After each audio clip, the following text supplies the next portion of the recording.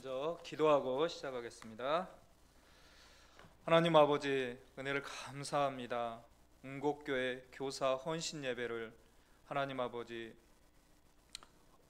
예배로 우리를 불러주시고 하나님 앞에 경배와 찬양을 올려드리게 하여 주심을 감사합니다.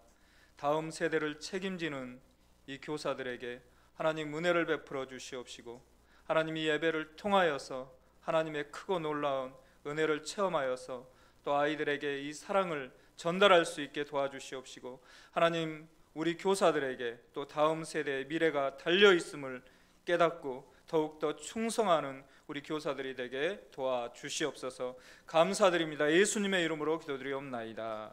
아멘. 할렐루야. 주님의 은혜가 여러분에게 충만하게 임하시기를 주님의 이름으로 축원합니다. 오늘은 고린도전서 4장 14절에서 21절 말씀으로 아버지의 마음으로라는 제목으로 하나님의 말씀 증거하겠습니다. 이번에 제가 교육부 서기가 되어서 지금 여름 성경학교 준비하고 있습니다. 그래서 우리 고한율 목사님께서 불러주신 것 같습니다. 감사드리고요. 너무나 부족한 종을 하나님께서 세우셨는데 하나님의 말씀을 최선을 다해서 증거하겠습니다. 특별히 우리 교사 선생님들을 바라보면서 저는 늘 감사함을 느낍니다. 저는 모태 신앙으로 자랐고 또 어렸을 때부터 유초등부, 중고등부 또 청년에는 교사 생활을 했고 또 전도사가 되어서는 계속 아이들을 가르쳐 왔습니다. 그래서 늘 이 교사 선생님들을 생각하면 늘 고마운 마음이 제 마음속에 있습니다.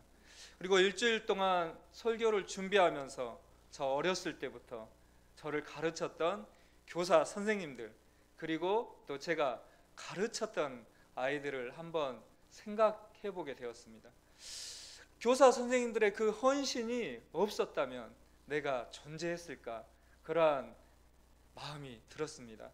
어렸을 때를 생각해 보면 이 시골 교회에서 이 조그만 예배당에서 아이들이 가득 차 있는 그 상태에서 늘 교사 선생님들이 아이들을 가르치기 위해서 수고했던 그 기억들이 떠오릅니다. 그리고 늘 부장 선생님의 손에는 뭐가 들려 있었죠? 회초리가 항상 들려 있었습니다. 그래서 예배 때 떠드는 아이들, 말 안 듣는 아이들, 그때는 그렇게 매를 맞아도 교회가 좋아서 가서 예배 드리고 교육받고 그렇게 신앙생활을 했습니다.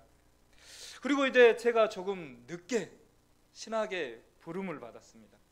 그래서 제가 이제 30살에 신학을 하게 되었는데 신학교 1학년 때는 이제 공부만 했고요. 2학년 때 전도사로 나가게 되었습니다.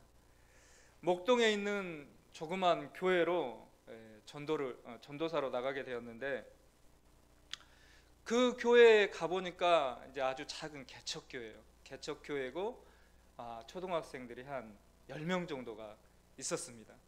그래서 저는 이제 월요일부터 금요일까지 신학교에서 공부를 하고 이제 금요일 날 금요 철야를 가야 되니까 교회로 가는 거예요.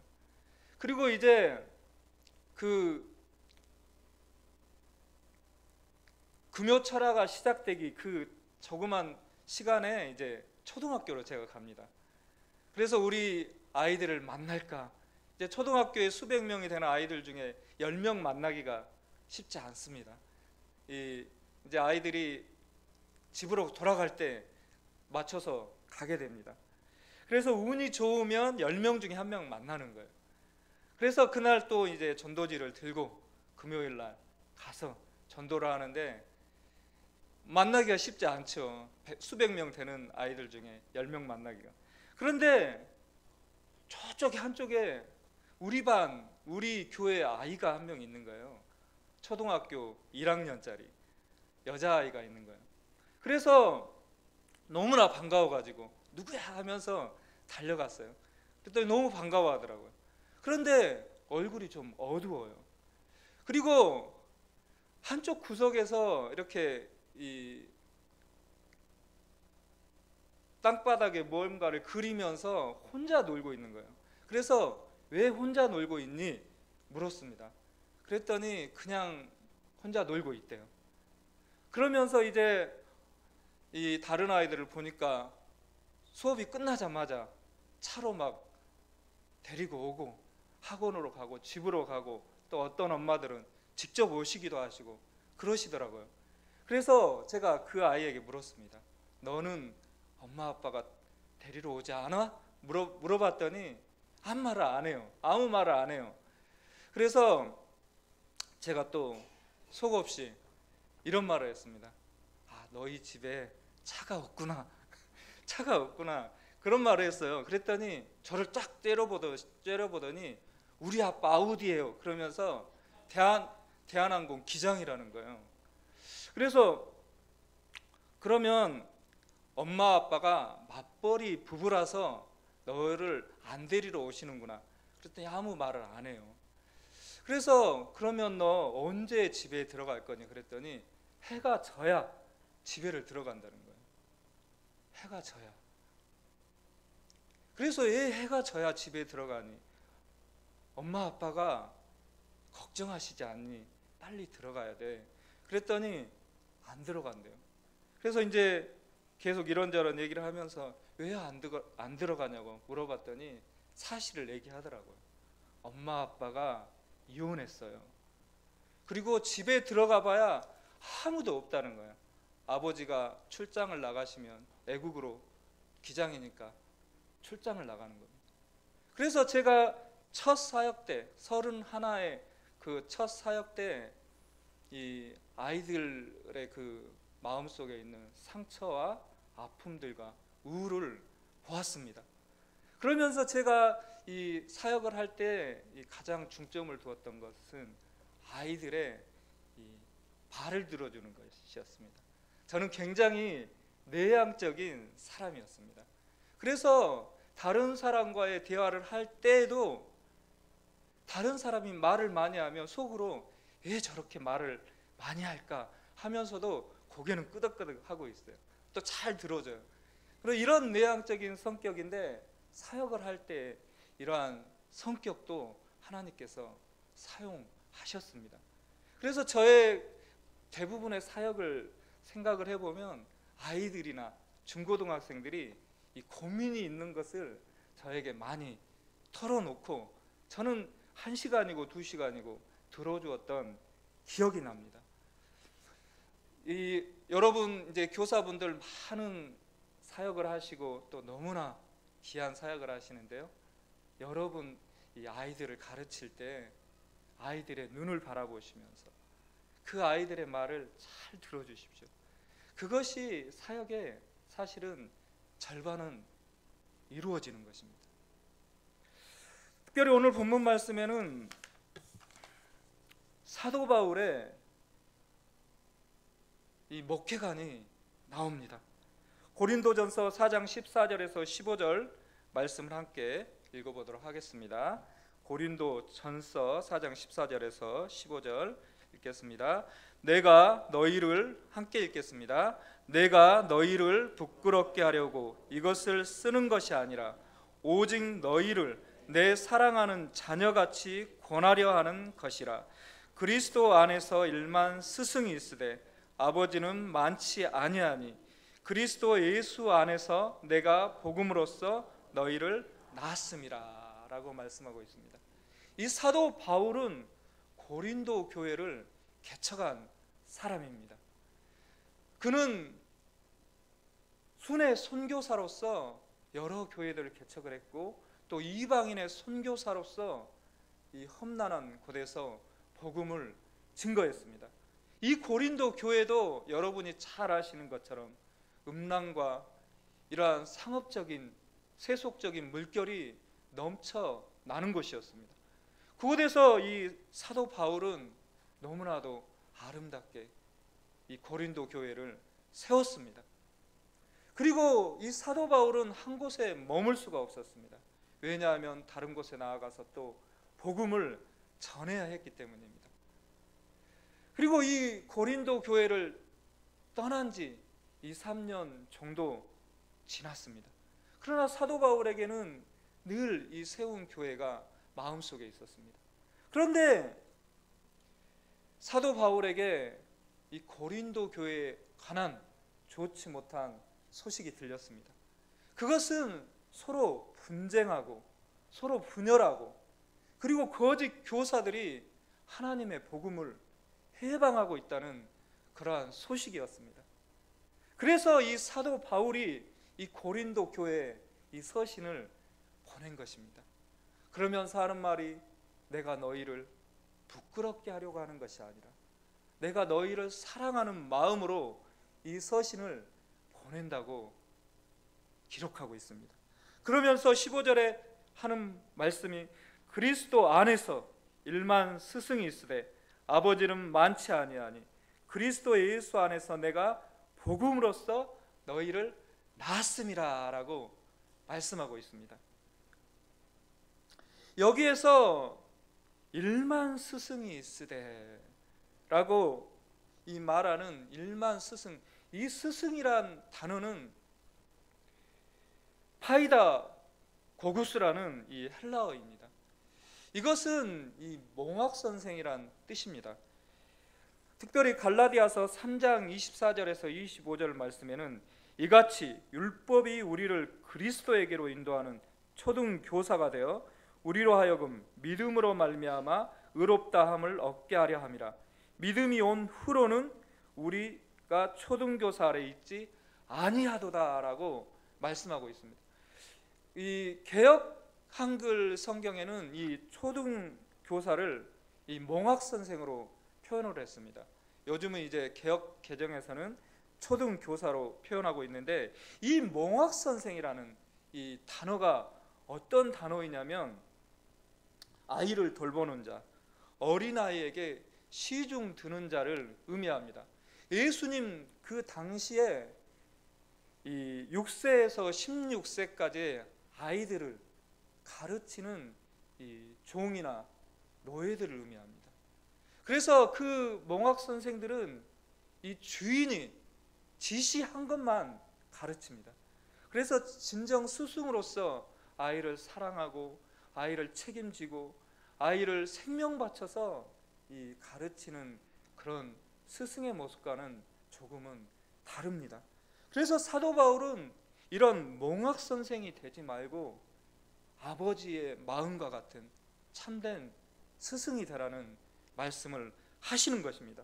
그러면서 사도 바울은 그리스도 예수 안에서 내가 복음으로써 너희를 낳았음이라 라고 고백합니다. 사도 바울은 고린도 교회를 생각할 때마다 내가 너희를 복음으로 낳았다 고백하는 것입니다. 얼마나 감격이 되고 얼마나 은혜가 되는 말씀입니까?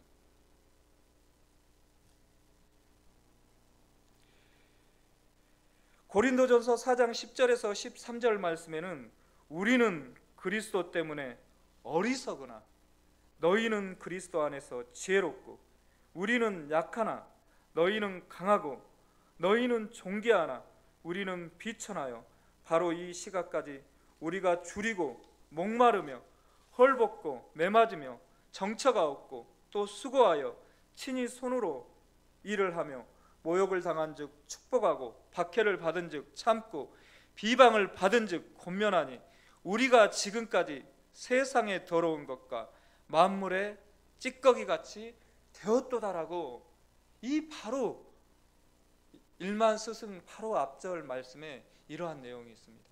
사도 바울은 그렇게 한 교회를 세우기 위해서 자기 스스로 일했고 또 온갖 핍박과 환난을 받았고 또 교회가 세워지고 안정된 이후에는 환난과 핍박이 기다리고 가난이 기다리고 고통이 기다리는 그 험지로 또 나아갔던 것입니다.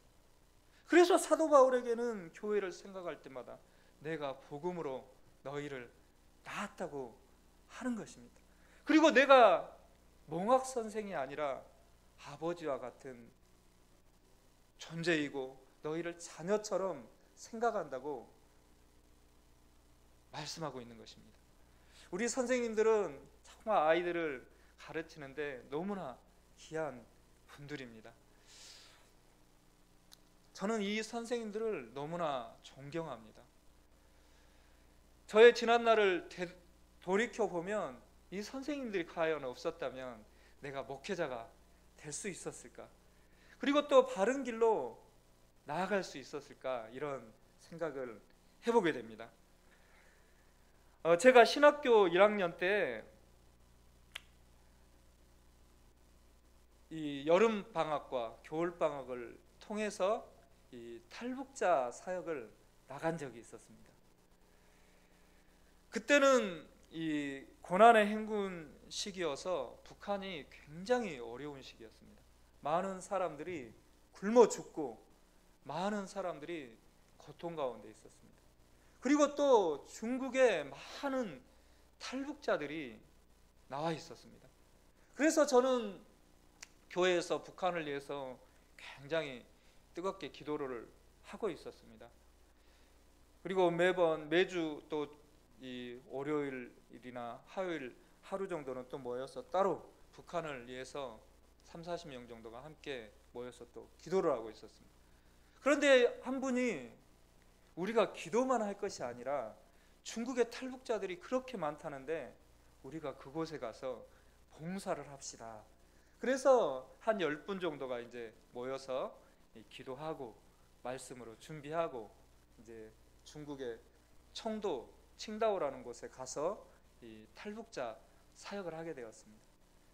그랬더니 그 은신처에 가 보니까 이제 모 선교단체에서 하는, 여러분이 얘기만 하면 다 알 수 있는 그런 선교단체입니다. 이 교회도 와보니 그 선교단체 소속 그 소식지가 꽂혀 있더라고요.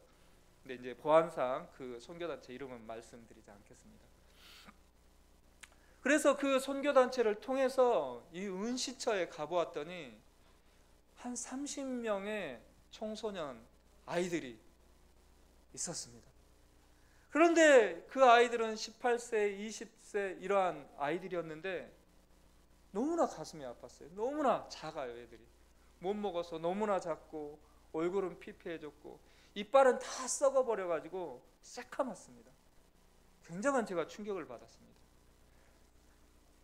그리고 이제 한 30명 정도 되는 아이들과 이제 예배도 드리고 이제 제가 가지고 왔던 사형리로 영접도 시키고 또 사형리 전도법도 가르치고 또 아이들이 이 성경 공부를 인도할 수 있는 인도법도 가르치고 여러 가지를 가르쳤습니다. 그리고 하루는 이제 우리가 북한을 위해서 함께 기도하자 하고 나서 이 거실에서 한 30명 되는 어린아이들, 이제 중고등학생들을 기도를 하기 시작했습니다. 그리고 다 무릎을 꿇고 기도하자고 하니까 다 무릎을 꿇고 기도를 했습니다. 그것도 2시간 동안. 제가 참 철이 없었죠. 2시간 동안 무릎을 꿇고 기도하자.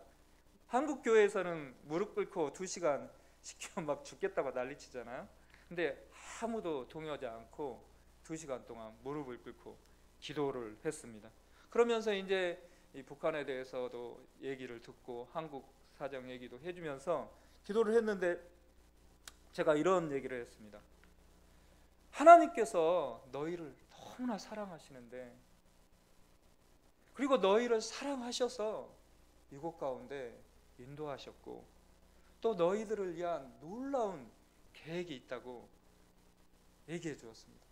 그런데 이 어린아이들이, 이 청소년들이 저에게 반문하기를 사랑이 무엇입니까? 물어보는 것이었습니다. 그래서 제가 순간 당황을 했어요. 공산주의 사상에 젖어 있는 아이들에게 있어서 사랑의 개념과 이 자본주의, 이 민주주의 체제에서 자란 나의 사랑의 개념이 다른가 해서 굉장히 당황을 하면서도 가장 쉽게 설명을 해야겠다. 그래서 이렇게 설명을 했습니다. 하나님의 사랑을 굳이 비유한다면 부모의 사랑과 가장 가깝다. 부모가 사랑하여서 너희를 낳았고 또 너희를 사랑으로 기르고 맛있는 것, 좋은 것은 너희에게 먼저 양보하고 좋은 옷은 또 너희에게 양보하고 부모는 좋지 않은 옷을 입고 고생을 하여도 너희들에게 모든 것을 다 주지 않느냐. 그리고 너희의 장래를 위해서 적금도 붓고 너희의 장래를 위해서 준비하지 않느냐. 남한 사람의 시선에서 저는 얘기를 한 거예요. 그랬더니 이 아이들에게서 충격적인 얘기를 제가 듣게 됩니다. 저는 그런 사랑 한 번도 받아보지 못했습니다. 다 그러는 거예요. 저도 그런 사랑 한 번도 받아본 적이 없습니다.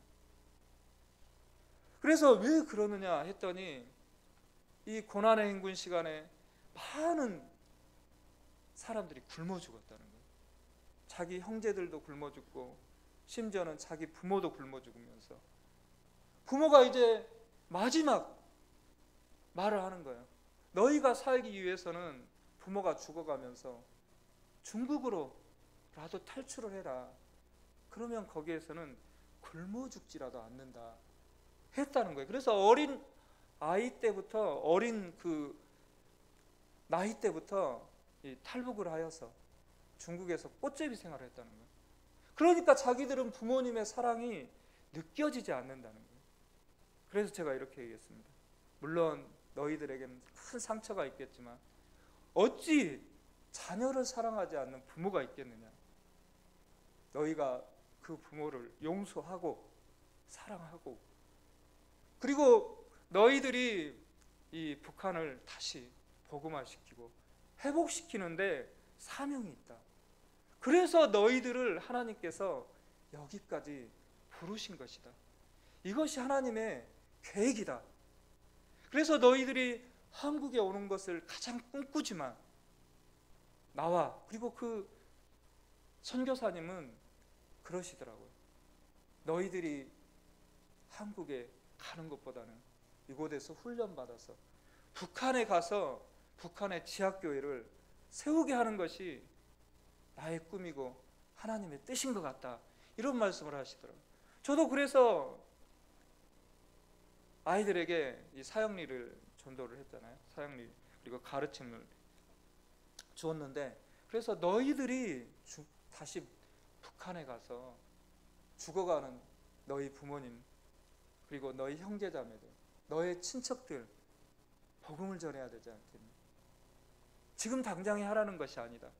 여기에서 훈련받고 여기에서 충분히 훈련받고 하나님의 때가 되면 너희는 나아가서 복음을 전해야 할 사명이 있다고 그렇게 아이들에게 말을 해주었습니다.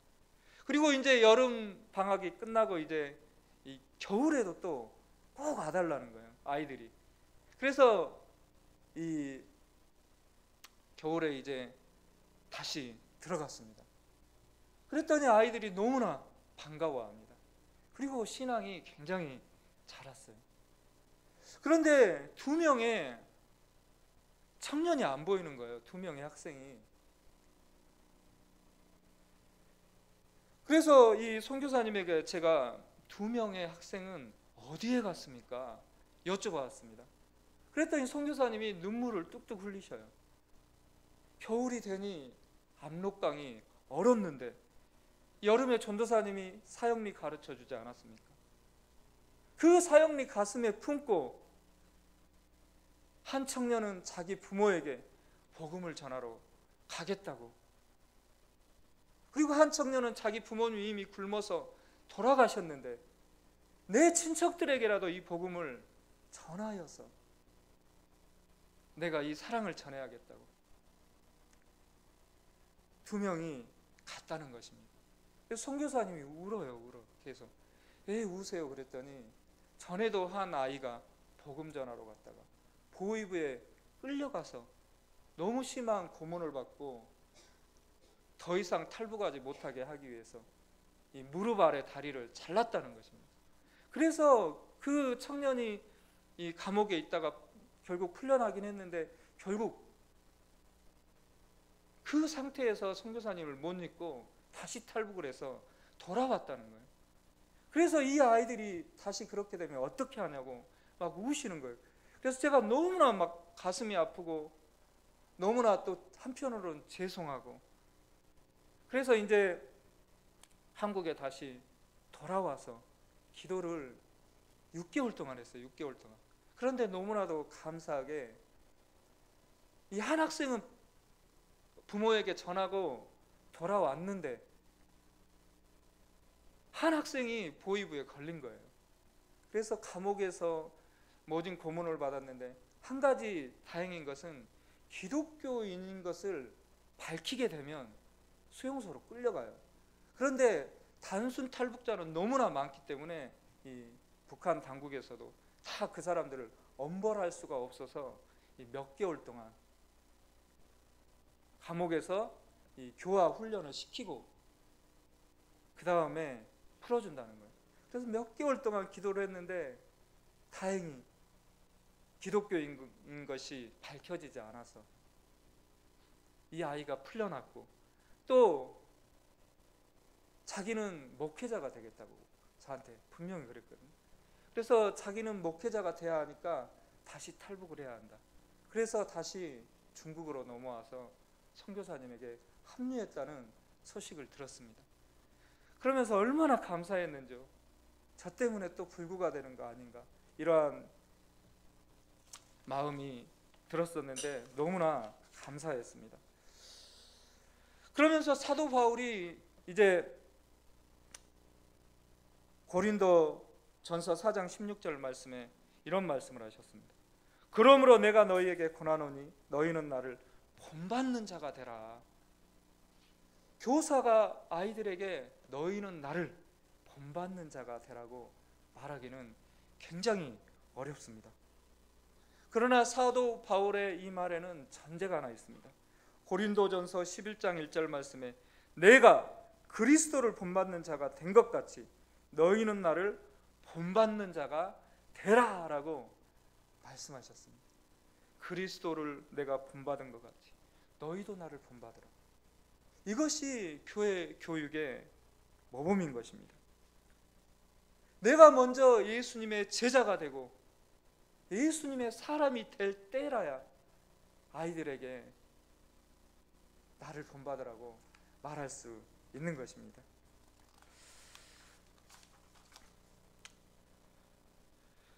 특별히 이제 우리 교사 선생님들이 모였으니까요, 실질적인 말씀을 드리겠습니다. 이제 짧게 하고 마치겠습니다. 특별히 아이들을 가르칠 때에는 아주 단순한 것이지만 아이들의 눈을 바라보시고 아이들의 그 말에 진심으로 귀 기울여 주십시오.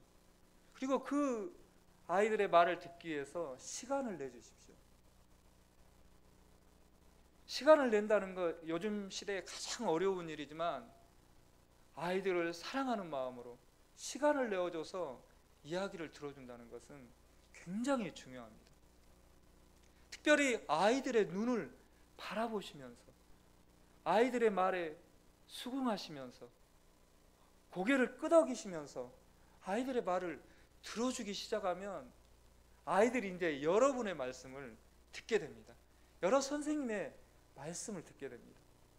이 원리는 너무나 단순하고 또 저런 걸 강의라고 하시는가 라는 말씀을 하실지도 모르겠지만 저는 오랜 사역 동안 아이들에게 듣는 사역을 가장 큰 비중 있는 사역으로 저는 감당을 하였습니다. 그러면 아이들이 그때부터 선생님의 말을 듣기 시작해요. 그리고 목사님, 전도사님의 말을 듣기 시작해요. 그리고 그 마음속에 말씀이 들어가기 시작하면 아이들 스스로가 전도를 해오는 것을 보았습니다. 그리고 이제 마지막으로 한 가지 말씀드릴 것은 이 아이들을 가르치기 위해서는 우리 안에 아버지의 사랑, 어머니의 사랑이 차고 넘쳐야 합니다. 그런데 우리의 마음속에는 이러한 사랑이 때로는 고갈될 때가 많습니다. 이 고갈된 사랑을 채우기 위해서는 하나님의 사랑이 우리 마음속에 충만하게 부어져야 합니다. 로마서 5장 5절 말씀에는 소망이 우리를 부끄럽게 하지 아니함은 우리에게 주신 성령으로 말미암아 하나님의 사랑이 우리 마음에 부은 바 됨이니라고 말씀하고 있습니다.